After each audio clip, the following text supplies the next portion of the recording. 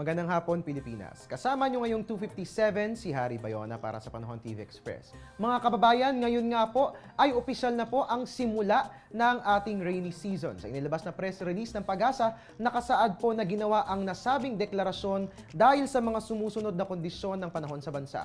Una po ang southwesterly to westerly wind flow. Pangalawa po, ang high humidity.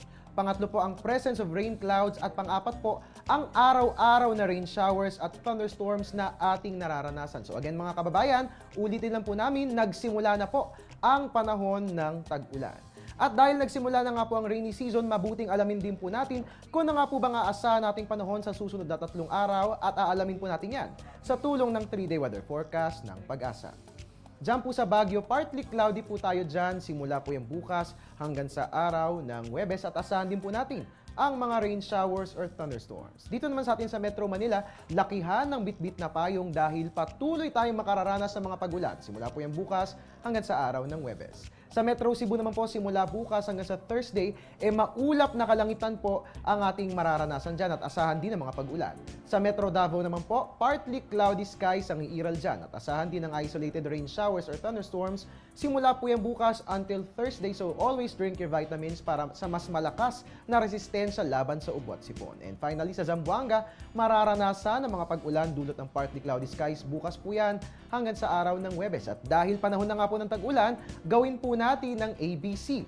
A, ayusin na po natin ang mga bubong ng mga bahay natin. Letter B, bring your umbrella. And letter C, clean the estero and the canals. Magbabalik po ang ating ulat panahon makalipas ang isang paalala.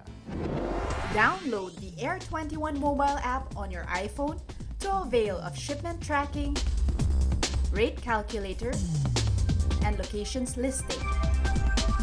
Air 21 mobile app is also available on iPod Touch, iPad, Android, and BlackBerry. Know more about the Air 21 mobile app on air21.com.ph.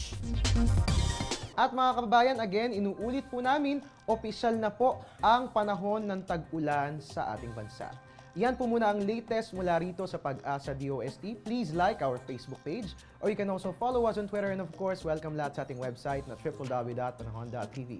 Antabayan na ng susunod kong ulat mamayang alas 4 ng hapon, dito lamang po yan sa Panahon TV Express kung saan walang pinipiling panahon ang pagbibigay impormasyon. Ako po yung weatherman, Harry Bayona. Diyos maray na hapon sa inyo, boss.